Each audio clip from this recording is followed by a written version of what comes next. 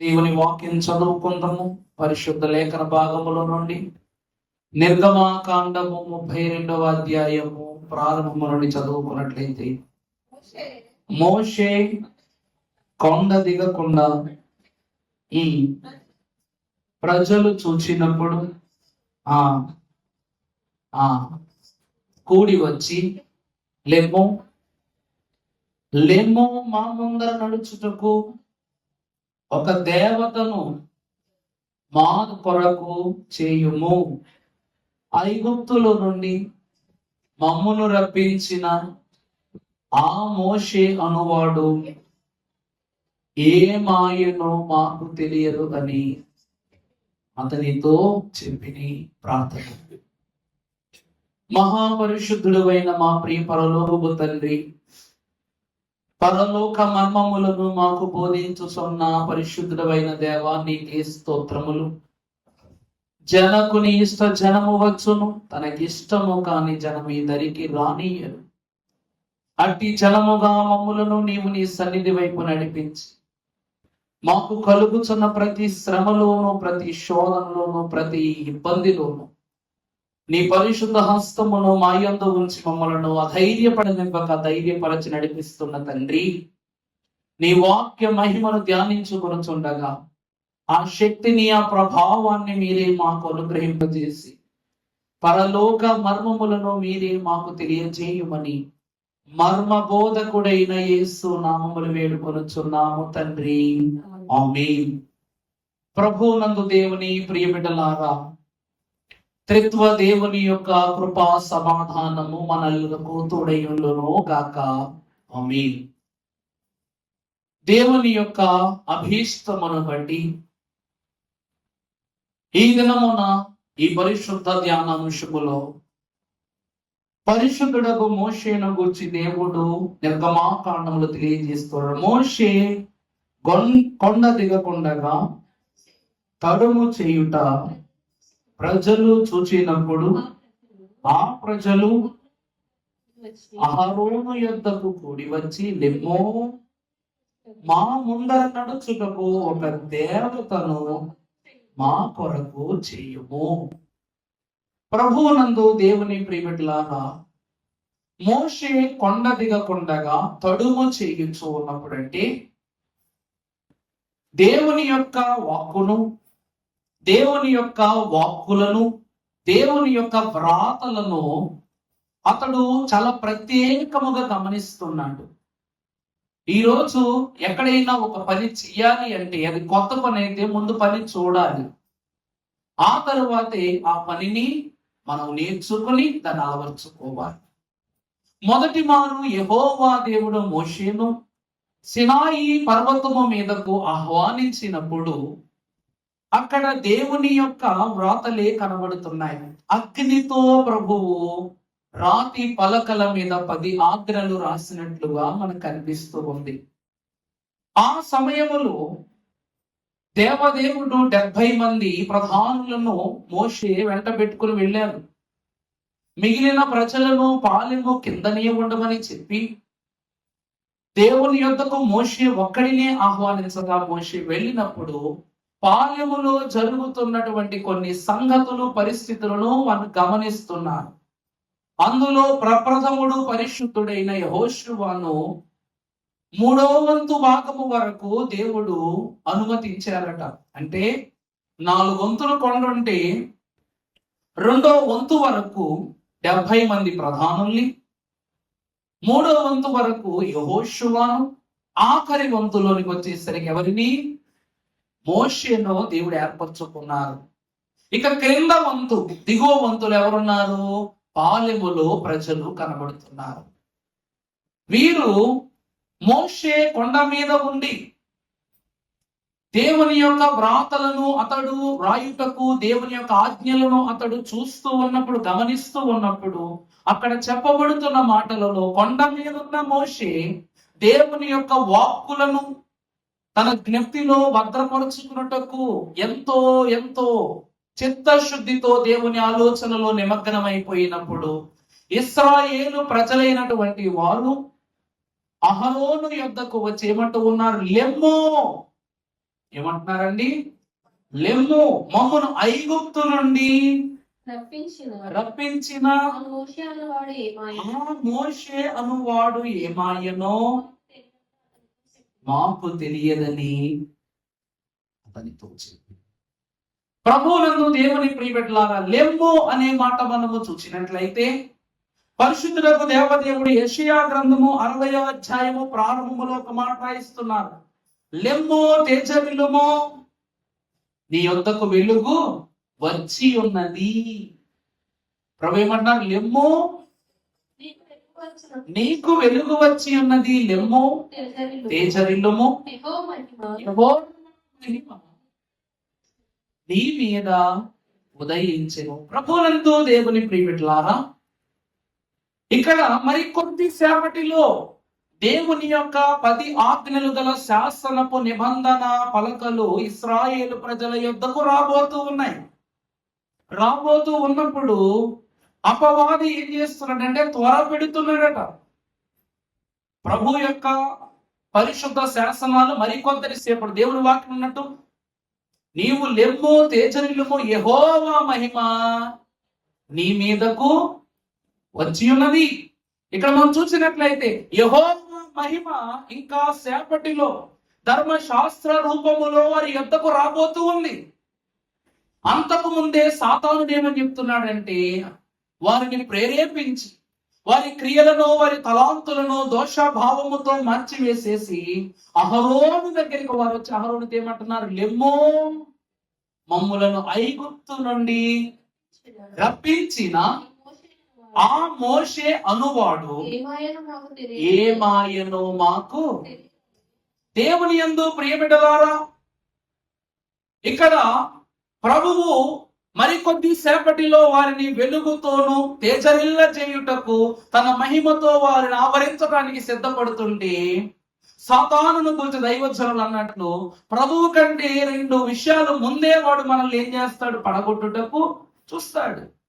అక్కడ ప్రభువు మహిమ రావడానికి లెమ్ము అనే మాట వాడబడితే, ఇక్కడ వీరి మహిమను నశింప చేసుకొనుటకు గాను ఇక్కడ ఇశ్రాయేలు ప్రజలు ఏం చేస్తున్నారంట? అహరోను దగ్గరికి వచ్చి లెమ్ము అంటూ ఉన్నారు. ఇక్కడ ఇంకొక మాట చూసినట్లయితే, మమ్మల్ని ఐగుప్తు నుండి తీసుకువచ్చిన మోషే అనువాడు ఏమాయనో మాకు తెలియదు. ప్రభువునందు దేవుని ప్రియబిడ్డలారా, పరిశుద్ధ గ్రంథములో మీరు చూసినట్లయితే నిర్గమ కాండము 20వ అధ్యాయములో 10 ఆజ్ఞలు కలిగిన పలకల కొరకు ప్రభు పెంచుకున్నారు.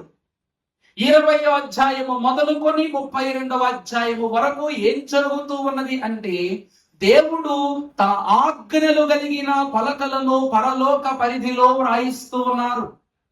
అంటే సుమారు ఎన్ని అధ్యాయాలండి? 12 అధ్యాయాలలో ఈ 12 గోత్రాల ప్రజలైన ఇశ్రాయేలీయుల కొరకు ఈ 10 ఆజ్ఞలను దేవుడు శిలాశాసనము మీద వ్రాయించినట్లు మనకు కనపడుతూ ఉంది. అలా వ్రాస్తున్న దేవుడట మోషేను అంటూ ఉన్నారు, మోషే ఇక్కడ ఏమిటి అంటే, నీ ప్రజలు ఎవరంట? నీ ప్రజలు ఏమైపోయారు? చెడిపోయారు.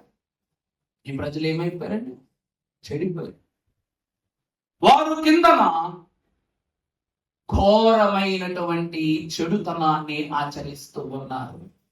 దేవుని వాక్యములు మనం ఒకసారి చూసినట్లయితే మత్తయి సువార్త 4వ అధ్యాయములో యేసుక్రీస్తు ప్రభు వారి యొక్క ఉపవాసము మనకు పరిచయం చేయబడుతుంది.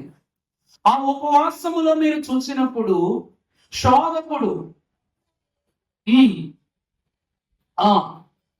శోధింపబడుటకు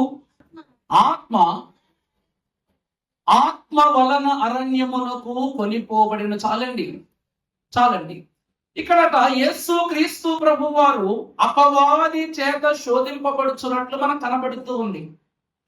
ఎప్పుడూ రాని సాతానుగాడు, ఎప్పుడూ ప్రభు యొద్దకు రావాలని ఆలోచించే సాతానుగాడు ఉన్నపడంగా ప్రభు దగ్గరికి వచ్చి ఒక గొప్ప సవాలును, ఒక గొప్ప మ్యాజిక్ జిమ్మికల్ వాడు చేస్తున్నాడంటే ఎంత ప్రత్యేకతో చూసారా? ఎందుకంటే ఈ 40 దినాల ఉపవాసము తరువాత ఆయన బాప్తిస్మము పొందుకున్నవాడయ్యుండి పరిశుద్ధాత్మ కుమారునిగా, పరిశుద్ధాత్మ రక్షకునిగా ఈ లోకమునకు రుజువు చేయబడబోతున్నారు.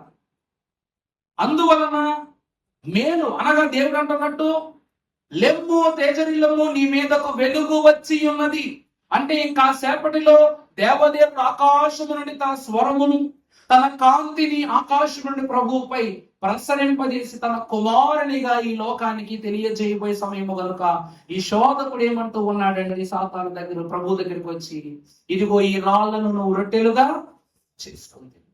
ఇక రెండవదిగా, నువ్వు ఈ యొక్క కొండ మీద తూపు, నువ్వు దేవుని కుమారుడు అయితే ఆయన దూతలు వచ్చి నిన్ను పట్టుకుంటారు. ప్రభునందు దేవుని ప్రియబిడ్డల, శోధకుడట మన యుద్ధకు మహిమ రాకుండా ఏం చేస్తాడు అంటే మనలను అడ్డుకుంటాడు. దేవుని యొక్క ఏర్పాటులోకి వచ్చిన వాళ్ళ శోధకుడు వాడి పని చేస్తున్నాడు. మరి సాధకుని బిడ్డలమైన మనం ఏం చేయాలి? మన పని చేసుకుని వెళ్ళిపోవాలి.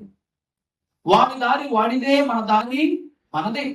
ఇక్కడ ఇశ్రాయేలు ప్రజలకు కూడా శోధకుడు ఒక తలంపు కలిగించాడు. లెమ్ము, మమ్ములను తీసుకొని వచ్చినటువంటి ఐగుప్తులను తీసుకొని వచ్చిన మోషే అని వాడు ఏమాయనో 40 రోజులకే, 40 దినాలకు మోషే ఏమైపోయాడు తెలియదట. సంవత్సరాల తరబడి ఎన్నో శోధనలకు, ఎన్నో విధులకు, బాధలకు దూరమైపోయినటువంటి ఇశ్రాయేలు ప్రజలు, దేవుని దేశమును చూడటానికి పరితపిస్తున్నటువంటి ఈ ఇశ్రాయేలు ప్రజలు అప్పుడు అయ్యో మా దేశం ఏమైపోయిందో, మా స్వాస్థ్యం మాకు వస్తుందో లేదో అని కలవరపడట్లేదు. కానీ మమ్ములను ఐగుప్తు నుండి తీసుకువచ్చిన మోషే, నిజం చెప్పండి, ఐగుప్తు నుండి ఎవరు తీసుకొచ్చారు వీళ్ళని? ఎవరు తీసుకొచ్చారు? మా ఐగుప్తు దేశము నుండి వీరిని సినాయి వరకు ఎవరు తీసుకొచ్చారు? మోషే తీసుకొచ్చాడా? ఈ మాట ఎల్లే చెప్పుకుంటారు. అందుకే ఇక్కడ ప్రభువుల రాయించారు, మనం ఇశ్రాయేలీయులకు తెంగరులమే. ప్రభునందు దేవుని ప్రియబిడ్డలారా, నిర్గమకాండము 3వ అధ్యాయములో మీరు చూసినట్లయితే అక్కడ ఒక మాట రాయబడి, ఇదిగో నేను నా ప్రజలైన ఇశ్రాయేలీయుల యొక్క ఆర్తనాదాన్ని, బాధను నేను విన్నాను, వారి దుఃఖాన్ని నేను చూచాను, వారి శోధనలను నేను దినదినము చూస్తూ ఉన్నాను. అందుకు గాను నా ప్రజలను ఐగుప్తు చెర నుండి విడిపించుటకు గాను మోషే నిన్ను నేను ఏర్పాటు చేసుకున్నాను. అక్కడ మొదలవుతుంది ప్రయాణం. 10 తెగులు రప్పించింది ఎవరు? మోషేయా ప్రభువా? ప్రభువే. రామశేషు మొదలుకొని సుక్కోతు వరకు, సుక్కోతు నుండి ఏతాము వరకు, ఏతాము నుండి యొద్దాను వరకు, అక్కడ నుండి కనాను వరకు పరిశుద్ధ ప్రాంతములన్నిటినీ, అపాయకరమైన ప్రాంతాలు దాటించింది ఎవరు? ప్రభువే. కానీ మీరేమంటున్నారంట? మమ్మల్ని ఐగుప్తు నుండి తీసుకొని వచ్చిన మోషే అనువాడు ఏమాయనో మాకు తెలియదు. అంటే శోధకుడు తన పనిని ఇశ్రాయేలు ప్రజల ద్వారా జరిగిస్తూ ఉన్నాడు. దేవుని వాక్యములో ఒక వచనాన్ని మనకు చూసినట్లయితే ఆదికాండ గ్రంథము 3వ అధ్యాయము 5వ వచనం ఒకసారి చదువమ్మా. ఏలయనగా మీరు వాటిని తిన్న దినమున మీరు మంచి చెడ్డలను ఎరిగిన వారై దేవదూతల వలె నుందురనియు దేవునికి తెలియనని స్త్రీతో చెప్పగా కన్నులకు అందమైనది, వివేకము మించు రమ్యమైనది చూసినప్పుడు దాని పదములలో కొన్ని తీసుకొని తనతో పాటు తన భర్తకు కూడా వాటిని ఇచ్చారు. చాలమ్మా. దేవుని యందు ప్రియబిడ్డలారా, యేసు క్రీస్తు ప్రభు వారు తండ్రి అయిన యెహోవా పరిశుద్ధాత్మ దేవుడు ప్రవచనకర్త అయిన యెషయా ద్వారా ఒక మాట రాయిస్తున్నారు. యెషయా గ్రంథము 43వ అధ్యాయము 10వ వచనము మనం ఒకసారి చూసినట్లయితే, మీరు తెలుసుకొని నన్ను నమ్మి నేను ఆయనను గ్రహించినట్లు, నేను ఆయననే అని మీరు గ్రహించున్నట్లు మీరును నేను ఏర్పరచుకొనిన నా సేవకులను నాకు సాక్షులు. చూసారా? ఇక్కడ ఇశ్రాయేలు ప్రజలు ఏమంటున్నారంటే, మమ్మల్ని తీసుకొచ్చినటువంటి మోషేను వాడు ఏమాయనో తెలియదు. అహరోను నువ్వైనా సరే ఇప్పుడు మమ్మల్ని ఐగుప్తు నుంచి ఎవరు తీసుకొచ్చారో ఆ యొక్క ప్రతిమను నువ్వు మాకు చేసివు, ఎలా చేయాలో లేకపోతే చేయడమో చెప్పు అని అంటున్నారు. కానీ ప్రభు ఏమంటున్నారు అంటే, మిమ్మల్ని ఐగుప్తు నుండి తీసుకొచ్చిన వాడను నేనే. మళ్ళా చదువు మాట, మీరు తెలుసుకొని నన్ను నమ్మి నేను ఆయననని మీరును చూడండి అమ్మా, నేను ఏర్పరచుకొని నా సేవకుడును నాకు సాక్షి. ఇక్కడ మోషే దేవుని సేవకుడు, అలాగునని అహరోను మహాభక్తుడు దేవుని యొక్క సేవకుడు. వీరే నేను మిమ్ములను ఐగుప్తు నుండి ఈ యొక్క పరిశుద్ధమైన హోరేబునకు రప్పించానని చెప్పటములో వీరేమై ఉన్నారు, నాకు సాక్షులై ఉన్నారు. ఇప్పుడు నిర్గమాకాండ వంశంలో చూస్తే 32వ వచనం 2వ వచనం చదువు. మీ భార్యలకు మీ కుమారులకు మీ కుమార్తెలకు చెవులలో ఉన్న బంగారు పోగులను ఏమిటండి చదువు మళ్ళా. అందుకు అహరోను అల్లా ఫస్ట్ నుంచి చదువుతాం కదా, ప్రజలందరూ తమ చెవుల యందున్న బంగారు పోగులను తీసి అహరోను వద్దకు తెచ్చిరి. అతడు వారి యొక్క వాటిని తీసుకొని పగులతో రూహం ఏర్పరిచి దానిని పోత పోసిన దూడగా చేసెను. ఇదే మీ దేవత అని అహరోను చెప్తున్నాడు. దేవుని ప్రియబిడ్డలారా, దేవత అనేటువంటి మాట ఆది కాండం ప్రారంభంలో ఇందాక చదువుకున్నాడు 3వ అధ్యాయంలో మొదలైంది. ఈ పండ్లు తినిన దినమున మీరు దేవతల వలె మారిపోతారు. మీకు జ్ఞానం వచ్చేస్తుంది, బలం వచ్చేస్తుంది, శక్తి వచ్చేస్తుంది, వివేకం వచ్చేస్తుంది, మంచి చెడ్డలు వచ్చేస్తాయి, జ్ఞానోక్తి వచ్చేస్తుంది. వీడు చెప్పగానే ఏ మాత్రమును ఆలోచించకుండా ఆ ఫలములను వారిని దేవుని ప్రియబిడ్డలారా, పరిశుద్ధ వాక్యములో చూస్తే ఇక్కడ అహరోను మహాభక్తుడు ఏమంటున్నాడంటే దేవత అనేటువంటి మాటను ఉపయోగిస్తున్నాడు. ఈ రోజు దేవుని వాక్యాన్ని బట్టి మనము చూస్తే దేవత అనగా ఏమిటి, దేవుడు అనగా ఏమిటి. ఇక్కడ అద్భుతమైనటువంటి ప్రతిమ కనబడుతుంది. ఆ ప్రతిమ ఒక దూడ ప్రతిమ. ఇక్కడ చాలా దేవుడిచ్చిన 10 ఆజ్ఞలు వీళ్ళ దగ్గరికి రాకముందే అందులో 4 ఆజ్ఞలను మీరు తప్పు చేసేసారు. అప్పుడే అర్థమవుతుందండి. మన పరిశుద్ధ గ్రంథంలో ఒకసారి చూసినట్లయితే ప్రకటన గ్రంథము 12వ అధ్యాయము 12వ వచనం చదువుకుందాము. అందుచేత పరలోకమా పరలోక నివాసులారా, భూమి సముద్రమా నీకు శ్రమ. అపవాది తనకు సమయము కొంచెమే అని తెలిసి బహు క్రోధము గలవాడై దేవుని ప్రియలారా, అపవాది ఎందుకు దేవుని పనులలోనూ మన ఎందుకు జరగటానికి ముందే వాడు తొందరపడిపోతాడంట. అపవాదికి ఏమిటంట, సమయం లేదు. వాడికి ఇవ్వబడిన సమయములోనే వాడు మనల్ని ఏం చేయాలి, శోధంలోనికి నెట్టాలి, శ్రమలోనికి నెట్టాలి, పాపములోనికి నెట్టేయాలి. కీర్తన గ్రంథము 78వ అధ్యాయము 57వ వచనం మనం చదువుకుంటే ప్రభు తెలియజేస్తున్నారు అక్కడ, తమ పితరుల వలె అమ్మా 78:57 తమ పితరుల వలె వారు వెనుకకు తిరిగి ద్రోహులైని వారు తొలగిపోయేది. వారు ఉన్నత స్థలములను కట్టి ఆయనకు కోపము పుట్టించిరి, విగ్రహములను పెట్టుకుని ఆయనకు ఏం కలుగు చేశారట, రోషం. నీ దేవుడైన యెహోవానకు నేను రోషము గల, ఆయన రోషమును వీరు రేపేశారట. పితరుల స్వాస్యాన్ని గురించి యెహోవా దేవుడు ప్రతిష్ఠిత చేస్తూ ఉన్నాడు. హనోకు దుర్దినములలో పెరిగిన వాడు. అంటే దుర్దినం అంటే ఏంటి, లోక ప్రేమ ఎక్కువైపోయింది, వ్యభిచార క్రియలు ఎక్కువైపోయాయి, విగ్రహారాధన ఎక్కువైపోయింది, లోక సాధక స్థితులన్నీ ఎక్కువైపోయినాయి. సాతాను విచ్చలవిడితనంలోకి వచ్చేసాడు. ఆ తండ్రి అయిన నోవాహు కాలంలో కూడా ఇంతే ఘోరమైన పరిస్థితి. అబ్రహాము కాలంలో ఇంతే ఘోరమైన పరిస్థితి, ఇస్సాకు కాలంలో ఇంతే ఘోరమైన పరిస్థితి. అంటే దేవుడు ఐగుప్తులోనికి నడిపించినని, శ్రమానుభవములోనికి ఎందుకు ప్రభు ప్రవేశపెట్టారు అంటే, దైవజనులు అన్నారు, మన భక్తులు అంటారు ఒక మాట, 6 నెలలు సహవాసం చేస్తే వారు వీరవుతారు, వీరు వారైపోతారు. ఇక్కడ ఇశ్రాయేలు ప్రజలు 6 నెలలు సహవాసం చేయాల, 430 సంవత్సరాలు చేశారు. అందుకే మీరు ఎక్కడ చూసిన వాక్యం ఏమని వినపడుతుందో తెలుసా?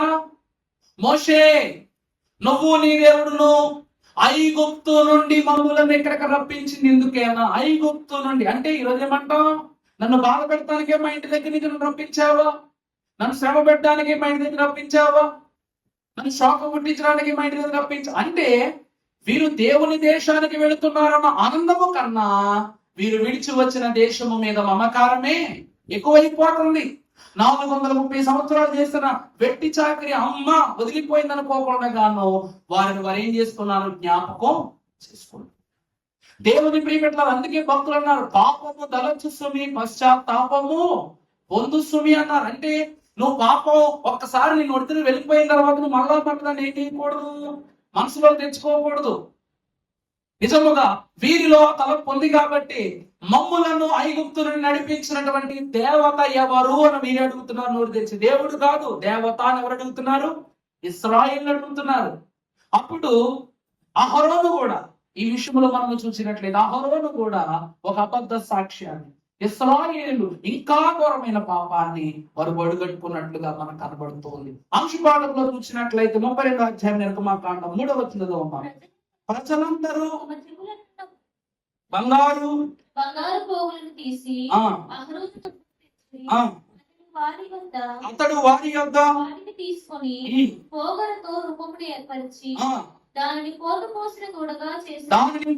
పోసిన దూడగా ఏర్పాటు చేశాను. అప్పుడు వారు, ఓ ఇశ్రాయేలు, ఐగుప్తు దేశములో నుండి నిన్ను రప్పించిన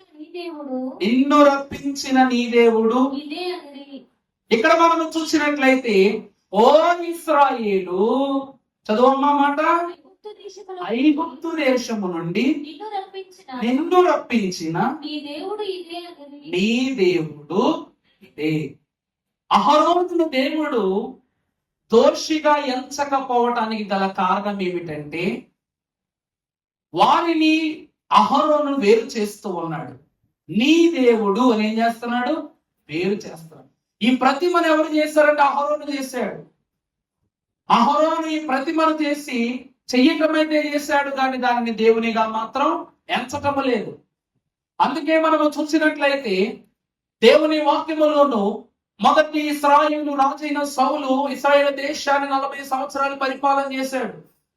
ఆ తరువాతి కాలంలో సౌలు తర్వాత రాజైన దావీదు 40 సంవత్సరాలు పరిపాలన చేశాడు. అతని కుమారుడైన సొలొమోను 40 సంవత్సరాలు పరిపాలన చేశాడు. ఆ తరువాత సొలొమోను కుమారుడైన రెహబాము కాలములో యెరోబాము, ఎప్పుడో పారిపోయిన యెరోబాము ఏం చేశాడట? రెహబాము దగ్గరికి వచ్చి ఒక దురాలోచనతో వచ్చి ఇశ్రాయేలీలను ఏం చేశాడు? విడగొట్టేశాడు.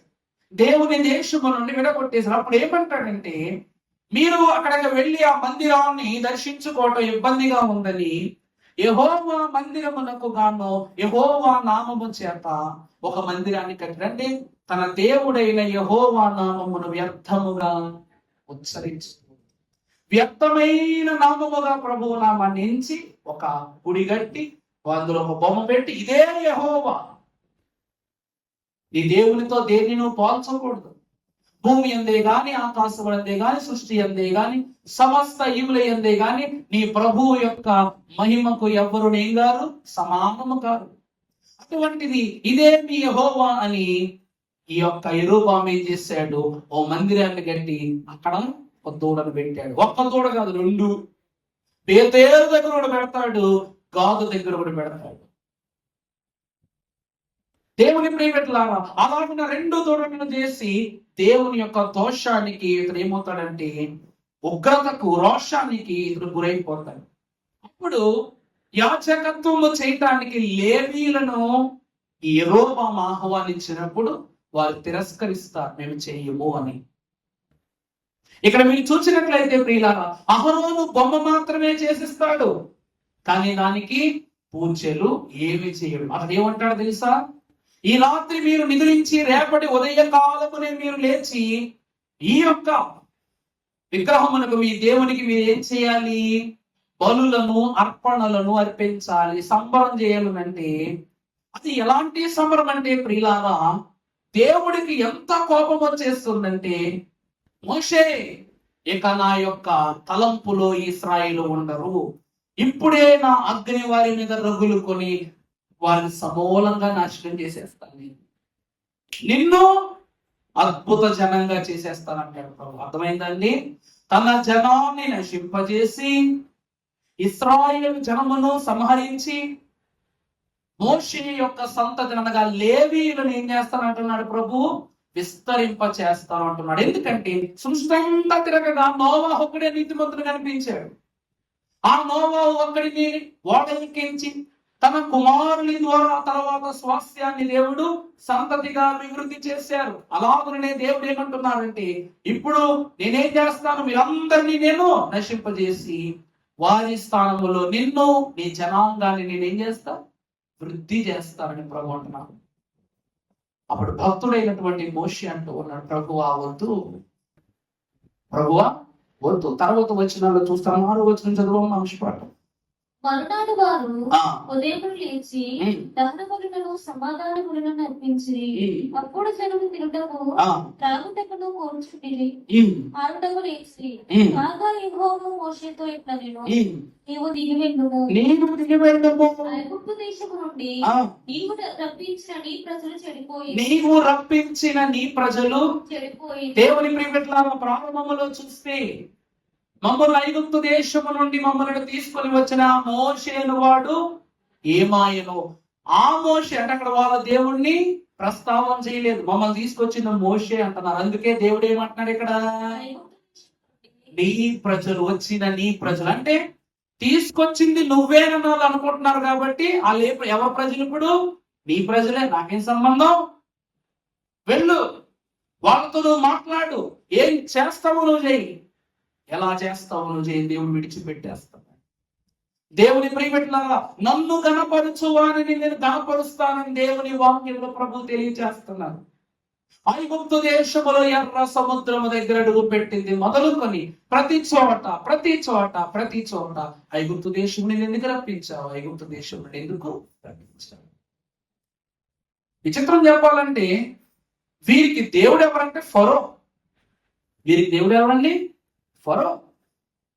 ఆ యొక్క మట్టి పని, ఆ గడ్డి పని, ఆ కలప పని చేసి ఐగుప్తుకి ఎన్నో విగ్రహాలను తయారు చేసి వీరు కూడా ఎవరైపోయారట? ఐగుప్తు వారి యొక్క ఆచారం ఏంటో తెలుసా అండి? విగ్రహాల చుట్టూ శరీరము మీద దుస్తులు లేకుండా దాని చుట్టూ సంబరాలు చేస్తూ, ఆహార పదార్థాలు తింటూ, వ్యభిచారాలు చేస్తూ, అది వాళ్ళు చేసే పని. దేవుడు ఎందుకు కోపడతాడంటే, మొదటి కోపము నీ దేవుడైన యెహోవాను తప్ప వేరొక దేవుడును వెంచి రొక్కకూడదు, ప్రతిమ చేసుకుని మొదటి ఆజ్ఞ ధిక్కారం జరిగింది, ధర్మశాస్త్రం రాకముంది. ఇక రెండవదిగా చూసినప్పుడు వీరు వ్యభిచారం చేస్తూ ఉన్నారు. కింద భక్తుడైనటువంటి యెహోషువ అంటాడు, ఇది చూచుటకు యుద్ధ బేరి వలె ఉన్నది. ఈ యొక్క శబ్దం వినడానికి ఎలా ఉంది? యుద్ధ బేరి మోగినట్లు ఉందంటే అది యుద్ధం యొక్క శబ్దము కాదు, జయ శబ్దము కాదు, అపజయ శబ్దము కాదు, అది సంగీత శబ్దము. కింద ఏం జరుగుతుంది? ఉత్సవం జరుగుతుంది. కిందకు వెళ్ళగా అహరోను సైతము వారిని కనీసం గద్దించకుండా ప్రక్క నిలబడి చోద్యము చూస్తూ ఉన్నట. అందుకే ప్రియమిట్లారా, దేవుని వాక్యములో మీకు ఒక మాట చెప్పమంటారా? ఈ ధర్మశాస్త్రాన్ని దేవుడు దిగంబరులకు ఇవ్వటానికి ఇష్టపడలేదు. పలకలు దేవుడు మోషేకి ఇచ్చారు, కానీ మోషేలో ఎవరున్నారు? దేవుడే ఉన్నారు. అందుకే దిగంబరత్వములో ఉన్న వారికి ధర్మశాస్త్రము ఇవ్వబడదు.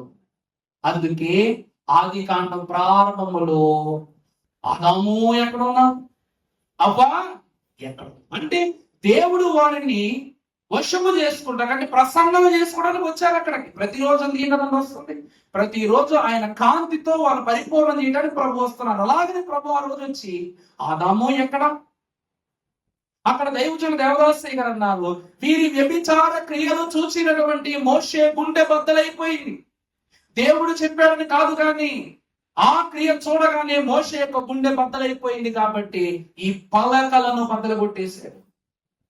అలాగనే ఎప్పుడైతే దేవుడు వద్దన్న క్రమాన్ని వారు చేశారో, వద్దన్న క్రియను ఆదాము వాళ్ళు చేశారో, దేవుని గుండె కూడా ఏమైపోయింది, బద్దలైపోయింది.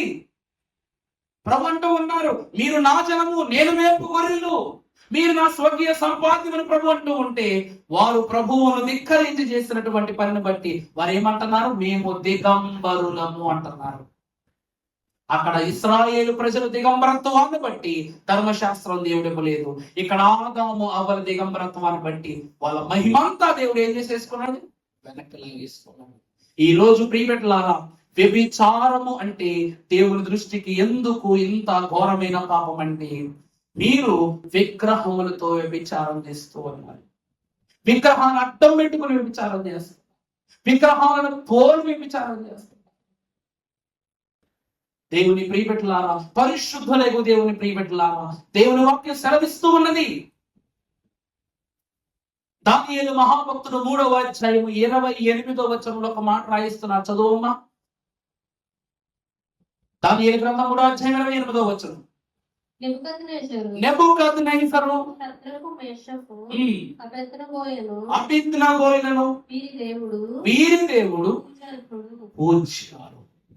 అక్కడ రాయబడిన మాట ఏమిటి, అబ్రహాము దేవుడు, ఇస్సాకు దేవుడు, యాకోబు దేవుడు, ఇశ్రాయేలు దేవుడు. ఇక్కడ వాక్యంలో నెబుకద్నెజరు ఏమంటూ ఉన్నాడంటే, షడ్రకు మేషకు అబేద్నెగోల దేవుడైన యెహోవా పూజ్యార్హుడు అని మాట తెలియజేస్తూ ఉన్నారు. అంటే వీరు యెహోవా జనముగా ఉండటము మాని మోషే జనమైపోయారు. దేవుడైతే అది కళ్ళారా చూచారు కాబట్టి అగ్ని రగులుకు నేను వారిని నశింపజేస్తాను. మోషే చూడలేదు కదా.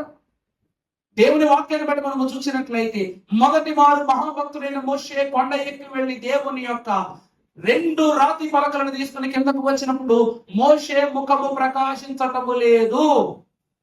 అర్థమవుతుందంటే నేను చెప్పింది?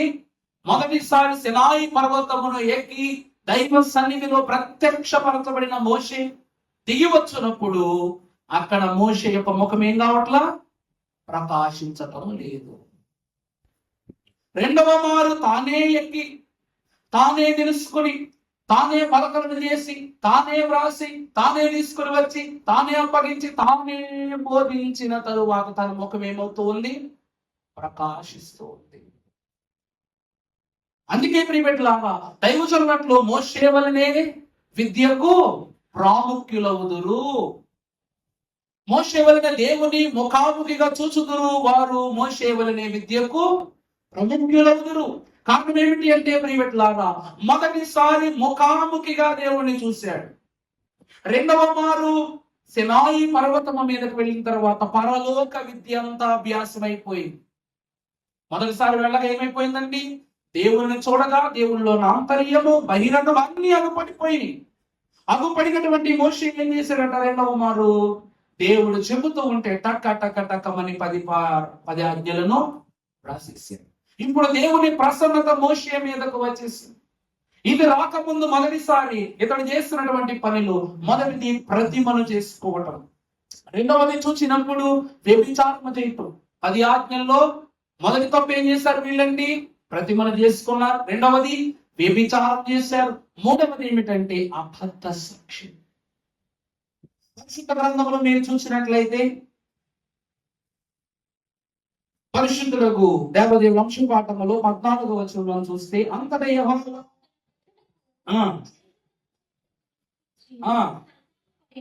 చూసారా, దేవుడు అంట తన ప్రజలైనటువంటి, ఎక్కడ చూసారు, ఇక్కడ ఏమని వాడబడింది, తన ప్రజలైన ఇశ్రాయేలులకు చేయబోయే కీడును చూసి ప్రభువు సంతాపపడిన. కారణం ఏమిటంటే మోషే ఏమంటున్నా, ఆయన కోపగించుకోకు ప్రభువా, వారి మీద ఉగ్రత తీసుకురావద్దు నాయన, ఎందుకంటే నువ్వు వారిని తీసుకురావటానికి ఎన్ని ఏర్పాట్లు చేశావు, ఎన్ని శ్రమలు తెప్పించావు ఐగుప్తీయులకు, ఎన్ని శోధనలు రప్పించావు, ఎన్ని అద్భుత క్రియలు చేశావు, నన్ను ఏర్పరచుకున్నావు, నన్ను ఏర్పాటు చేసుకున్నావు.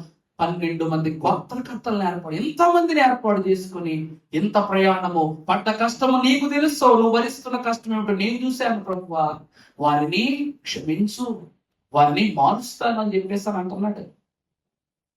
ఆ తర్వాత భక్తులైన మోషే ఏం చేస్తాడు, కిందకు వచ్చి రెండు పలకలను చేత పట్టుకొని కొండ దిగి వచ్చాను. ఆ పలకలు ఈ ప్రక్కలను రాయబడినవి, అవి ఈ ప్రక్కను ఆ ప్రక్కను రాయబడి ఉండెను. చాలమ్మా, అప్పుడు ఏం వెళ్ళవచ్చు చూసి, అప్పుడు మోషే నీవు నీ ప్రజ, ఇక్కడ చూడండి, అప్పుడు మోషే కిందకు వచ్చేమన్నాడు, నీవు నీ ప్రజలను ఈ ప్రజల మీదకి ఈ గొప్ప పాపము రప్పించినట్లు వారు నిన్ను ఏమి చేస్తారని అహరోనును అడుగగా, నా ఏలిన వాడా ఈ ప్రజల దుర్మార్గులను చూసారా, అబద్ధ సాక్ష్యమా కాదు, ఈ ప్రజలెవరో దుర్మార్గులను అన్నమాట నీ వెరుగుదు. వారు దేవుని ప్రియమిత్రులారా, ఇందాక వచనములో ఇదిగో ఈ తోడయే మిమ్ములను యెరూషలేమునకు తీసుకుని, అనగా ఐగుప్తు నుండి తీసుకువచ్చిన దేవుడు అన్నాడా లేదండి? ఇప్పుడు ఏమంటున్నాడు, దేవత అని అంటున్నాడు అనమాట. అక్కడ దేవుడిని చేశాడు, ఇక్కడ ఏం చేశాడు, దేవత చేశాడు. నింద ఎవరి మీదకి తోసేస్తున్నాడంట, ఇశ్రాయేలు ప్రజల మీదకు తోసేస్తున్నాడు. అబద్ధ సాక్షి. దేవుని ప్రియబిడ్డల ధర్మశాస్త్రమున్న ఆజ్ఞల కంటే ముందే పాపం జరిగిపోయి, ఎందుకు చెప్పనా, నాకేమని చెప్పాను, సాతానుకు సమయం చాలా తక్కువ ఉంది. దేవుడు కన్నా 10 అడుగులు ముందు ఉంటాడట. దేవుడు కన్నా 10 అడుగులు ముందు ఉంటాడట. నాకు ఒక మాట చెప్పండి అమ్మా, మీరు ఆది కాండములో ఆదాము అవ్వల దగ్గరికి సర్పం ఒకసారి వచ్చిందా?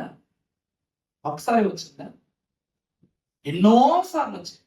కానీ దేవుడు ఎందుకు అడగలేదు సర్పాన్ని? దేవుడు ఎందుకు అడగలేదు అవ్వమ్మ ఈరోజు ఏంటి విశేషాలు? ఈరోజు కొత్త వ్యక్తులతో ఏమన్నా పరిస్థితి జరిగిందా? ఏం మాట్లాడుకున్నారు? ఏమేమి చర్చించుకున్నారు? ఏం అద్భుతాలు చూశారు ఈరోజు? ఏం ప్రభు అడిగాడా? సరాసరిగా ఆఖరి దినమున ఇదిగో నీవు సృజించిన ఈ సర్పము నన్ను ఏం చేసింది, పాపములో పడేసింది. యెహోవా దేవునికి అన్నీ తెలుసు, కానీ ప్రభు ఏం చేస్తున్నారంట, ఊరకున్నారు. ప్రభు ఏం చేస్తున్నారండి, ఊరకనే ఉన్నారు. ఎందుకు అనగా ప్రియబిడ్డలారా, వారి నోట నిజమొచ్చును అబద్ధం వచ్చును అని తెలుసుకోవడానికి. అహరోను ఈ పని దగ్గర నుండి చేశాడని తెలుసు. ఏమన్నా అహరోనుకి విగ్రహాలు చేయటం లేదా? మీ బంగారపు చెవులీలను, మీ బంగారపు సామాగ్రిని నాకివ్వండి, నేను మీకు ఏం చేసిస్తాను, ఒక ప్రతిమను చేసిస్తాను. ఇశ్రాయేలు ప్రజలైనటువంటి వారు ఈరోజు మనం ఒక గొలుసు చేయించుకోవాలనో, ఉంగరం చేయించుకున్న ఒక అచ్చు కావాలి. ఏం కావాలండి, ఒక అచ్చు కావాలి, ఒక డిజైన్ కావాలి. దానికి తగ్గట్టుగా ఒక అచ్చు తయారు చేసి అందులో బంగారాన్ని వేసి దాన్ని పొదిగి దాన్ని బాగా బాగితే అచ్చు దీని మీదకి వచ్చి పడుతుంది. ఈ రోజు కొంతమంది పేర్లు రాయించుకుంటారు, మరి కొంతమంది ఏవైనా సింబల్స్ వేయించుకుంటారు. పువ్వను, సిలువ బొమ్మను, పావురమను, ఇలా వివిధ రకాలుగా తయారు చేయించుకుంటారు. ఇది దూడ ఆకారములోనే తనకు తెలియకుండా వచ్చిందంటారా? దూడ ఆకారములో ఆ ప్రతిమ అహరోనుకు తెలియకుండా వచ్చిందంటారా? అహరోనుకు తెలిసే జరిగింది, కానీ ఎక్కడ దేవుని యొక్క ఉగ్రత అతని మీదకి వచ్చి పడుతుందోనేమోనని ఈ నిందను ఎవరి మీదకు దోసేశాడు, ప్రతిమ వల్ల వచ్చినటువంటి దోషాన్ని వల్లి. దేవుని ప్రియబిడ్డలారా, అందుకే దేవదేవుడు పరిశుద్ధ లేఖన భాగములో అహరోను మహాభక్తుని యొక్క అంతస్తును నశింపచేసేయాలి. కానీ దేవుడు ఎందుకు ఆపేశాడు తెలుసా? మొదటి రాజుల గ్రంథము 12వ అధ్యాయము 28వ వచనం చదువమ్మా. ఆలోచన చేసి ఆలోచన చేసి 2 బంగారపు దూడలు చేయించి జనులను పిలిచి యెరూషలేమునకు పోవుట యెరూషలేమునకు పోవుట మీకు బహు కష్టము. ఉమ్. ఇశ్రాయేలు వారలారా, ఇశ్రాయేలు వారలారా, మిమ్మల్ని రప్పించిన మీ దేవుడు మిమ్ములను రప్పించిన మీ దేవుడు ఇదే అని చెప్పి చూడండి ఒకసారి. ఏమండి ఏమన్నాడు చూసారా? మీ దేవుడు ఇవే. నా మాట నాకు ఒకసారి చెప్పండి. యెహోవాను దేవుడైన మన ప్రభువును నామవాచకం పెట్టి కానీ వాడని వీడని ఎవరు పిలుస్తారా? దేవుణ్ణి పిలుస్తారా? పిలవరా? మరి ఇక్కడ ఏమంటున్నాడు? మిమ్మల్ని తీసుకొచ్చినటువంటి దేవుడు ఈయనే, దేవుళ్ళు వీరే అంటాం మానేసి ఏమంటున్నాడు? ఇవే. మిమ్మల్ని ఎవరు తీసుకొచ్చారు? ఇవే. మోషే భక్తుడు యొక్క అన్నైన అహరోను కూడా అదే అంటూ ఉన్నాడు. ఇదిగో మిమ్మల్ని ఐగుప్తు నుండి తీసుకుని వచ్చినటువంటి మీ దేవుడు ఇదే అంటాడు. ఇదే అంటాడు. అర్థమైందండి? అది దేవుడు కాదని అహరోనుకు తెలుసు. ఇదే అన్న ఏమిటి మా దేవుడిని ఎలా అంటున్నావు, ఏకవచనంలో సంబోధిస్తున్నావు ఏమిటని చెప్పి ఇశ్రాయేలు ప్రజలు కూడా మాట్లాడరు. ఈరోజు మనం అనగలమా? అంత ధైర్య సాహసం మనకుందా? ప్రభువా నీవు లేక నేను లేను, నీ తలంపు లేనిది, నీ తలంపు పుట్టక మునిపే నిన్ను ఆయన ఎరిగి ఉన్నాడు. మరి అలాంటి తలంపును కనపరుచుకునే ప్రభు, ఎరిగి ఉన్న ప్రభువును వారు ఏకవచనంతో మాట్లాడుతున్నారంటే అది నిజముగా దేవుడు అంటారా? కాదు.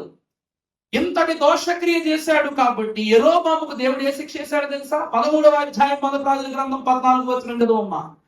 మస్తకి వృక్షము క్రింద అతడు కూర్చుండగా చూసి యూదా దేశములో నుండి వచ్చిన దైవజనులకు నీవేనా అని అడుగగా అతడు నేనేనను. అప్పుడు అతడు నా ఇంటికి వచ్చి భోజనము చేయమనగా అతడు నేను మీతో కూడా మళ్ళీ రాజాలను నీ ఇంట ప్రవేశింపను మరియు నీతో కలిసి ఈ స్థలమంతా అన్నపానములు పుచ్చుకొనను. నీవు వచ్చి అన్నపానములు పుచ్చుకొనవద్దని, నీవు వచ్చిన మార్గమున పోవుటకు తిరగవద్దని యెహోవా నాకు చేత సెలవాయని చెప్పాను. అందుకతడు నేను నీ వంటి ప్రవక్తని. నేనును ఇక్కడ యెహోవా ఏమంటున్నాడు? నేను కూడా నీ వంటి ప్రవక్తనే. మరియు దేవదూత ఒకడు యెహోవా చేత సెలవు పొంది అన్నపానములు పుచ్చుకొనుటకై అతనికి ఇంటికి తోడుకొని రమ్మని నాతో చెప్పేది అతనితో అబద్ధం ఆడగా అతడు తిరిగి అతనితో కూడా మరలా పోయి అతని ఇంటి అన్నపానములు పుచ్చుకొనెను. దేవుని ఎందుకు ప్రియబెట్టలాగా ఇక్కడ యెరోబాము ఏమంటాడు? నేను కూడా మీ వంటి ప్రవక్తనే అంటాడు. యెరోబాముకి ఆఖరికి ఏం కత్తి పట్టింది? బలిపీఠం మీద చెయ్యి పెడితే చెయ్యి కాలి బూడిదైపోతుంది. ఏమైపోతుంది? బలిపీఠం మీద ఇలా చెయ్యి పెట్టగానే ఈ చెయ్యి ఏమైపోద్ది? ఈ మొక్క వరకు, ఈ భాగము వరకు ఎండి బూడిదైపోద్ది అనమాట. ఎముకలు కూడా బయటకు వచ్చేస్తుంది. దేవుని యొక్క శక్తిని, దేవుని యొక్క బలాన్ని, దేవుని యొక్క సామర్థ్యమును చాలా తక్కువ అంచనా వేసేస్తాడు యెరోబాము. ఎందుకంటే యాకోబు మహాభక్త, తన తండ్రి అయిన యాకోబు ఇశ్రాయేలీయులకు పరిశుద్ధులకు దేవదేవుడు ఏర్పరచుకున్న పరిశుద్ధ దర్శన స్థలమైన బేతేలులో ఒక ప్రతిమను చేసి పెట్టటము పెద్ద తప్పు. రెండవది, తన గోత్రములలోని ఒక గోత్రము దాను సర్పము. దాని ఎవరండి? సర్పము, కట్లపాము. అటువంటి దానును అతడు ఏర్పరచుకుని తన వశములో ఉంచుకుని మరొక ప్రతిమను పెట్టటము మరొక పాపం. అందుకుగా దేవుడు ఏం చేశాడంట? ఆ బలిపీఠం మీద చెయ్యి పెట్టిన మరుక్షణమే అతని చెయ్యి కదల్చబడక మెదలక ఏమైపోదండి? బూడిదలు శల్యములాగా అయిపోతాం చెయ్యి. ఇక్కడ భక్తుడైనటువంటి అహరోను ప్రతిమను చేసి కూడా దానికి పూజ ఎందుకు చేయలేదో చెప్పనా? ఆ పరిస్థితి ఎవరికి వస్తుంది? అహరోనుకి వస్తుంది. కాబట్టి అహరోను చాలా జ్ఞానవంతుడండి. అహరోను చాలా జ్ఞానవంతుడు. విచిత్రం ఎవడు చెప్పంటారా?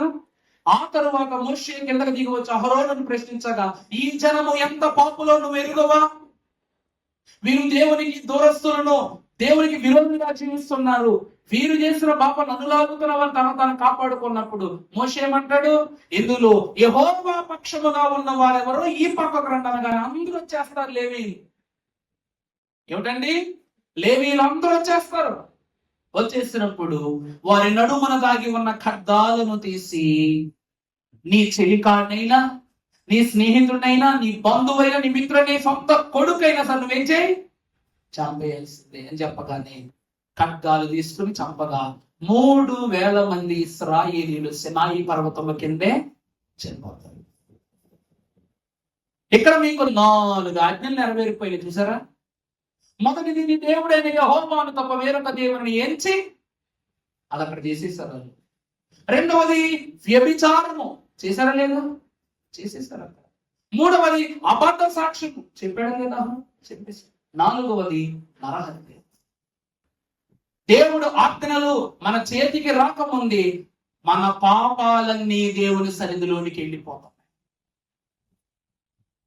ఈరోజండి పిల్లలకి బారసాలు చేస్తారు, చాలా మంచిది. ఒక పాస్టర్ గారి దగ్గరికి వాళ్ళ అబ్బాయి బారసాలు అయితే ఇంతమంది యాజకులు పిలిచి నేను ప్రార్థన చేయిస్తానని ఆయన ప్రభు సన్నిధిలో ఆయన విజ్ఞాపన చేసుకున్నారంట. అంటే ఎంతమంది యాజకులు నా బిడ్డ కోసం ప్రార్థన బారసాల ఏర్పాటు చేసినప్పుడు ఎంతమంది యాజకులు కూర్చున్నాను.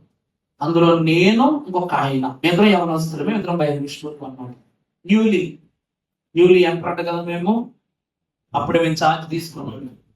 యాజకుడు నెలకు డిసెంబర్ కొత్త సంవత్సరం ప్రారంభంలో 6-7 తారీఖులు అనుకుంటాం. అయితే బారసాలకు వెళ్ళాను. యాజకులందరినీ ఇక్కడ కూర్చోబెట్టారు అనమాట.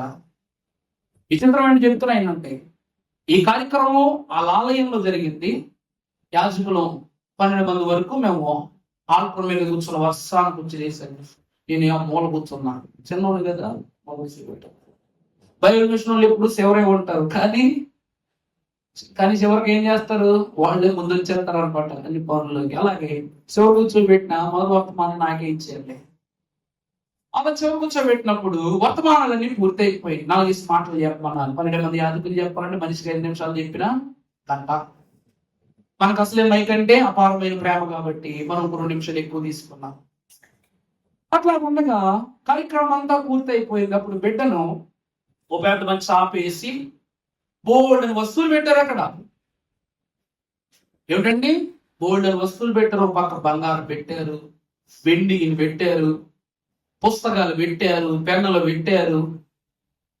వాడట ఏదో సంథింగ్ ఏదో అవ్వాలి, సైంటిస్ట్ అవ్వాలి, డాక్టర్ అవ్వాలట, స్టెథోస్కోప్ పెట్టారు.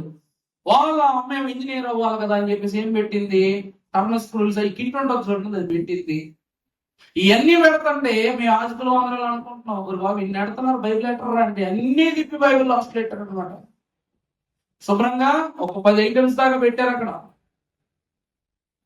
పెడితే దేవుని సన్నిధిలో దేవుని వాక్యము అని పరిశుద్ధ గ్రంథం ఏమో ఆఖరి వరుసలో ఉంది, మిగిలినవన్నీ తొలి వరుసలో ఉన్నాయి.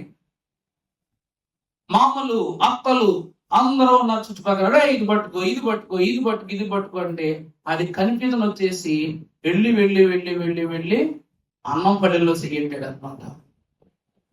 పెట్టాడు. ఆ పక్కన మూల పెట్టుకుంటాం కదా, భోజనం అన్నప్పుడు అన్ని రెడీ చేసి పెట్టుకోడేమో. పాక్కుంటూ వెళ్ళి అన్నం పల్లెల్లో చేపెట్టాడు. రే నన్ను వదిలేసేయడం, నాకు ఆకలేస్తుంది, మీకన్నా ముందు నేనే బోవారగించాలని అడుగులో చేపెట్టాడు. అప్పుడు బాగా గారు ప్రార్థన చేశారండి, బైబిల్ మిషన్ వదిలే ఆయన అంటారు, నాయనా నీ జీవాహారాన్ని ముట్టుకున్నాడు ప్రభు. అది జీవాహారమా, వాడి బారసాలకు పెట్టిన ఆహారం, వాడి ఆహారం నాడేది నేత్ర జీవాహారం అయిపోయింది. నీ బిడ్డ నీ జీవాహారాన్ని ముట్టుకున్నాడు ప్రభు. ఎప్పుడూ తృప్తిపరచు అంటే ఏంది, రోజుకి ఆడు ఇంకా గలీజ్ బెలూన్లా గట్ట ఉబ్బుకోవటమే నాకు కావాల్సింది. అప్పుడు నాతో వచ్చిన సేవకులు ఎవరుస్తున్న ఆయన ఎలా ప్రార్థన చేస్తారంటే, ప్రభువా ఇన్ని వస్తువులు పెట్టావయ్యా, ఇన్ని వస్తువులు పెట్టారు కానీ ఇన్ని వస్తువులు నీ వాక్యము కన్నా గొప్ప కాదు. దైవజనులు ఏమన్నారు, యేసులోనే అన్నియును ఇమిడి ఉండగా అని అన్నారు. అన్ని నీలోనే ఇమిడి ఉన్నప్పటికీ ఇమిడి ఉన్న వాటిని బయట పెట్టారు, ఇముడ్చుకున్న నిన్ను మాత్రం చివర పెట్టారు అని ప్రార్థన చేశారు. సిగ్గేసేసింది పాప మా పాస్టర్ గారికి. బారసాల పిల్లోడికి జరిగింది, అవమానం తండ్రికి జరిగింది. ఈరోజు దేవుని ప్రియబిడ్డలారా, నీ బిడ్డను దేవుని భయభక్తులను నువ్వు పెంచాలి అంటే వాక్యము నువ్వే తీసుకొచ్చి నీ బిడ్డ చేతిలో పెట్టదు. బలవంతమైన తప్పు లేదు. వాడంతటా పెట్టుకోవడం ఏంటి? ఈరోజు గ్రీన్ పెన్ పట్టుకున్న వాళ్ళందరూ గెజిటెడ్లు అయిపోతారా? స్టెథోస్కోప్ పట్టుకున్న డాక్టర్లు అయిపోతారా? కానీ పరిశుద్ధ గ్రంథం పట్టుకున్నాడు ఖచ్చితంగా పరిశుద్ధుడు అవుతాడు. ఎవరికైనా రాసివ్వగలం ఈ మాట మనం. దేవుని వాక్యం సెలవిచ్చినట్లు అహరోను మహాభక్తుడు కూడా అబద్ధం చెప్పాడు, తప్పే. కానీ అక్కడ ఏమంటున్నాడు? నీ జనము అంటున్నాడు. మోషేతో ఏమంటున్నాడు? నీ జనము ఎలాంటోరో నీకు తెలీదా? నువ్వేమన్నావు? ప్రభుత్వం మండుచున్న పొద్దు దగ్గర, నాయన వాళ్ళు నా మాట వినరు, వాళ్ళు నా మాట వినరు, వాళ్ళను పట్టించుకోరు. ప్రభు ఏమంటారంటే, మరి వాళ్ళకి నువ్వు ఎవరివని చెప్పమంటావు అని అడిగితే, నేను ఉన్నవాడను అనువాడను అని చెప్పు. అటువంటి జనమైన వారిని ప్రభు సినాయి పర్వతమునకు తీసుకొచ్చి, ప్రభు పర్వతము మీద నీ జనము దారి తప్పారని చెప్పటకు ముందే ఈ జనము దేవుని దారి తప్పిపోయిన గ్రహించినటువంటి అహరోను వీరు మోషే ఆలోచనలోకి వచ్చేసారు. ఎలాగా? నోటి మాంద్యము గలవాని వలె, ఏం చేస్తున్నామో కూడా తెలియని వాని వల్ల ప్రవర్తించారు. అందుకే మోషేతో నీ జనము అనే మాట. ఇది తోసేయటము కాదు. అందుకే మోషే ఏమీ మాట్లాడు. ఏం నా జనం అంటావేంటి? నీకు అప్పగించి పెడితే నా మీదకు తోసేస్తున్నావేంటి కింద అంటాడా? అండో. ఎందుకు అంటే ప్రభువే నీ జనం అన్నాడు, నీ ముందే వాళ్ళలో ఉందన్నాడు. మరి ఇంకంతకు మించి ప్రభు అన్న తర్వాత ఇంకా నోరెత్తి మాట్లాడగలడా మోషే? అహరోను అన్న మాట చాలా చిన్నది దేవుని మాటతో పోల్చుకుంటే. అందుకే ఏం చేశాడంట? లేవీయులందరూ రమ్మన్నాడు. ఈ దోషమును బట్టి మీకు తెలియజేస్తూ ఉన్నాను, ఎవరు యెహోవా పక్షముగా ఉన్నారో వారు ఇటు పక్కకు రండి అని చెప్పి రప్పించాడు. కత్తి తీయించాడు, నరహత్య చేయించాడు. ఒక బొమ్మ వల్ల ఎన్ని దౌర్భాగ్యాలు వచ్చి పడిపోయినా చూసారండి? ఒక బొమ్మ వల్ల ఎన్ని ఘోరం వచ్చి పడి చూసారు? ప్రతిమ. ఏమిటండి? ప్రతిమ. ప్రతిమ నీ గతినే మార్చేసింది, నీ బ్రతుకునే మార్చేసింది. అక్కడ నుండి ఇక్కడ దాకా తీసుకొచ్చి ఇక్కడ చంపేసింది అనమాట. వాళ్ళంతా నా బొమ్మ ఏం చేసిందండి? మమ్మల్ని ఐగుప్తు నుండి ఇక్కడ వరకు తీసుకొచ్చిన దేవుడు ఎవరో చెప్పు అనగానే అనుకున్నట్టుగానే చెప్పాడు. ఇక్కడ దాకా తీసుకొచ్చి చేసుకున్న ఆ బొమ్మ అక్కడే వాళ్ళను సమాధి చేసేసి.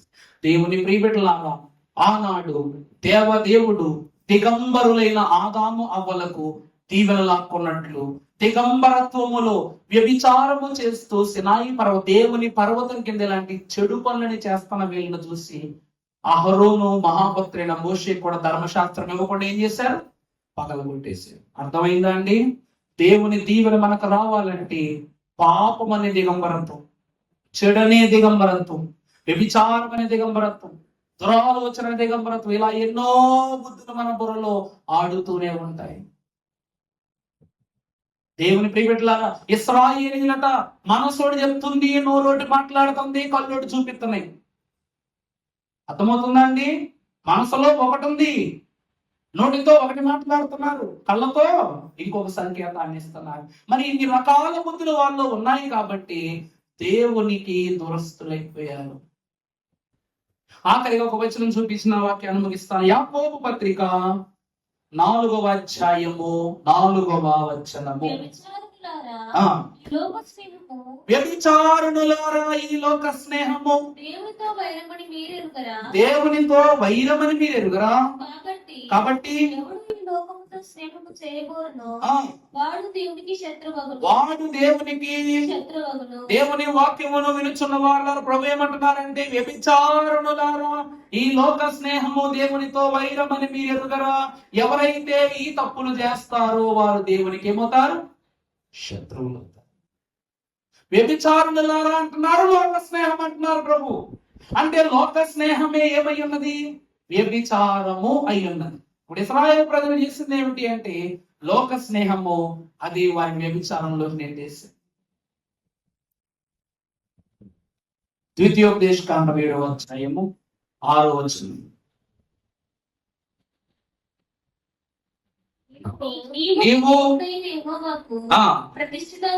చూడండమ్మా, నీవు దేవుడైన యెహోవాకు ప్రతిష్ఠిత జనము. కంటే భూమి మీద ఉన్న సమస్త జనముల కంటే ఉమ్, స్వకీయ జనముగా ఏర్పరచుకొనిను. చాలు.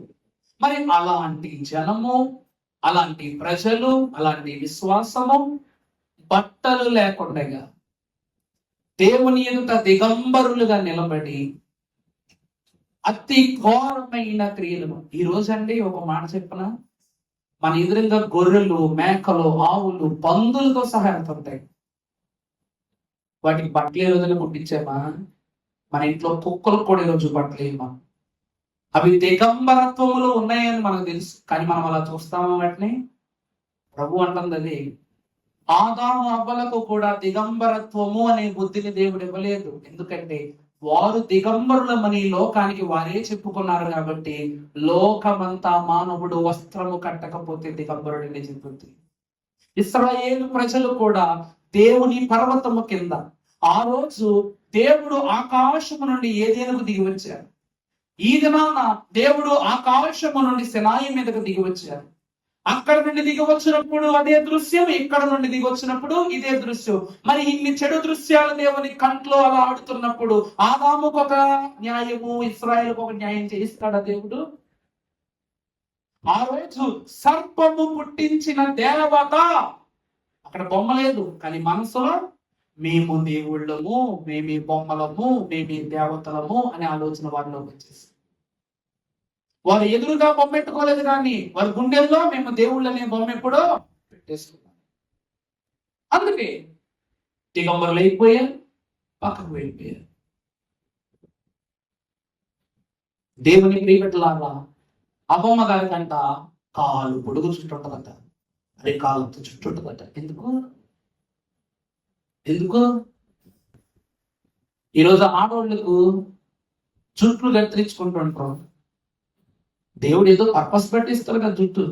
డాండ్రఫ్ వచ్చి పోతే వేరే గొడవ లేదులే, బొడుగుండి అయిపోతారు, గొడవ లేదు. దేవుడు ఇంత పొడుగు జుట్టు ఎందుకు ఇస్తున్నాడంటే శరీరాన్ని కప్పుకొనటం. అవ్వమ్మ గారి చుట్టూ తన శరీరము వెనక భాగం, ముందు భాగము పరిపూర్ణముగా దిగంబరత్వం లేకుండా కప్పేసిందట.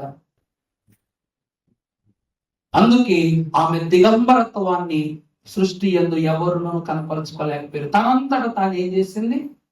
దిగంబరురాలని చెప్పుకుంది.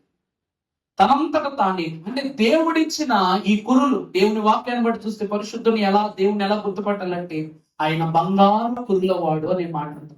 అవ్వమ్మ గారికి కూడా శ్రేష్టమైనటువంటి కురులు ఇచ్చాడు. నెరిసిన వెంట్రుకలు దేనికి గుర్తండి? దేనికి గుర్తు అమ్మా? పెద్దరికానికి, గౌరవానికి గుర్తు. నెరిసిన వెంట్రుకలు దేనికి గుర్తు? గౌరవానికి, విలువకు గుర్తు, అనుభవానికి గుర్తు. మరి అంత అనుభవశాలి దేవదేవుడు తనను పోలికగా చేసిన ఆదాము అవ్వలకు కురులను ఇచ్చుటకు గల కారణం ఏమిటి అంటే తన బిడ్డలు దిగంబరులై ఉండకూడదు అని. ఈరోజు కుక్కలు కూడా కటింగ్ వేసేస్తారు, మళ్ళీ వేసేస్తారు కటింగ్. అది ఇదో ముద్దు, మరి కళ్ళు కనపడినట్టుగా దానికి మూసిపోయేదాకా కూడా దొరుకుతాయి. దానికి ఒక షేప్ చేయిస్తాం మనం, చాలా బాగా చేస్తాం షేప్. పైగా దానికి అల్లా టప్ప సీజన్స్ కూడా వాడడం. మేము ఇప్పుడు సెలూన్లో కటింగ్ వేయించుకుంటాకి వెళ్తే 300 తీసుకుంటాడు నాకు కదా. కుక్క కటింగ్ అయితే ఎంత తెలుసా? 4000. ఒక్కొక్కకి ఎంత అండి? స్పా, దాన్ని ఏమంటారండి? స్పా. మాకు మాత్రం సెలూన్ అంటారు. నేను అంతే కదా, మాకు సెలూన్. ఇంతకుముందు అయితే మంగళ కత్తిరి అనేవాళ్ళు, తర్వాత బార్బర్ గా మారిపోయింది, ఇప్పుడు స్టైలిస్ట్. కుక్కలకి, నక్కలకి, తోడేళ్లకి, పందులకు కూడా స్టైలిస్ట్ చేశారు. ఇశ్రాయేలు ప్రజలు కూడా ఇదే పని చేశారు. దేవుడిచ్చిన విలువలను తీసివేసి వారికి తెలిసిన పూజలు, వాళ్ళకి తెలిసిన అనుభవాలు, వాళ్ళకి తెలిసిన క్రియలు వాళ్ళు చేసేశారు. దేవుడు ఏం చేయాలని చేశాడు? ఇందాక చదివారుగా ఒక మాట, దానియేలు మహాభక్తుడు ఏమంటున్నాడు దానియేలు గ్రంథంలో? షడ్రకు మేషక అబేద్నెగోల గురించి నెబుకద్నెజరు ఏమంటున్నాడు? నెబుకద్నెజరు అంటున్నమాట, షడ్రకు మేషక అబేద్నెగోల దేవుడైన యెహోవా పూజ్యార్హుడు, ఆయనే పూజ్యనీయుడు అంటున్నాడు. దేవుని ప్రియబిడ్డలారా, దేవుని వాక్యములో అక్కడ కూడా మీకు ఒక అద్భుతం చెప్పనా? అగ్నిలోనికి వెళ్ళినప్పుడు దేవుడు వారి వస్త్రాలు కూడా ఎందుకు కాలిపోలేదంటే తన బిడ్డలు చావులో కూడా దిగంబరులుగా ఉండటం ఇష్టం లేదు దేవుడికి. అందుకే వస్త్రాన్ని కూడా కాలనివ్వలేదు. వస్త్రము నీ మలినాన్ని మోస్తుంది, వస్త్రము నీ రక్షణ మోస్తుంది, వస్త్రము నీలో ఉన్నటువంటి దోషాలను మోస్తుంది. ఆ వస్త్రమే లేకపోతే ప్రతి ఒక్కటి లోకంలో కనబడిపోతాయి అందరికి. ఏ పక్కకి వెళ్ళి ఏ చెట్టు చూసి దాక్కుంటావు. ఈరోజు చెట్లు కూడా కొట్టేస్తున్నారు. ఆదాము అవ్వలు కూడా చెట్లు లేవు ఈ రోజుల్లో. మురుగు కాలంలో దాక్కోవాలి పోయి, లేకపోతే వెళ్ళి ఏ నుయ్యోపది చూసుకుంటూ సావాలంతే. దూడను దిగంబరత్వంతో చేశారు. ఆ దూడకి ఏమన్నా కప్పేది? దూడను కట్టేశారు, దూడని ఎలా పెడతారు చేసేసారు. అది బొమ్మ అయిపోయింది. దాని మీద వస్త్రమా పాడా? దానికే వస్త్రం, మన దేవుడికే వస్త్రం లేదు మనకెందుకు అని ఇలా కూడా వస్త్రహీనులైపోయారు. దేవుడి ప్రేమ గ్రహించండి. ఈ రోజు మనము చేసిన ప్రతి ప్రతిమ నీ శరీరము మీద ఉన్న ఆశీర్వాదాలు అనే వస్త్రాలు తీసేస్తాయి, గౌరవం అనే వస్త్రాలు తీసేస్తాయి. దానికి లేనిది నీకెందుకు ఉండాలని భావించే రీతిగా తయారు చేసేస్తాయి. ఐగుప్తులు మరి పూజలు ఎట్లా చేస్తారు? ఇలాగే. ఇలాంటి అర్పణలు చేసే ఐగుప్తులు దేవుడి దృష్టికి విరోధులైపోయారు కాబట్టి వారన్న ఏ దేవుడు వారిని కాపాడగలిగిందా? జ్యేష్ఠులు పోయిన, ఆస్తులు పోయిన, ఐగుప్తే నాశనం అయిపోయిన, ఎవరేం చేయలేకపోయారు. కారణము మనము దిగంబరత్వంలో లేవు కాబట్టి. దేవుని ప్రియట్ల విగ్రహారాధన అనగా వ్యభిచారం, విగ్రహములతో వ్యభిచారం. దేవుని ప్రియట్ల గ్రహించండి. అందుకే ప్రభు ఏమంటున్నారు? మీరు నా ప్రతిష్ఠిత జనము, నన్ను పోలి మిమ్మల్ని తయారు చేసుకున్నారు. అందువలన ఈ దినము నుండి ఈ తలంపు మొదలుకొని ఇశ్రాయేలు ప్రజల వల్ల మనం ఉండటం కాదు, మనము కూడా దేవుని వాక్యములో ఒక క్రొత్త ధనాన్ని కలిగి ఉండాలి. కనుక ఈ లోకము పాపం అనే దిగంబరత్వ క్రియలు మన మీదకి రాకుండా ప్రభు మనల్ని కాపాడి దీవించి మహిమ పొందును గాక.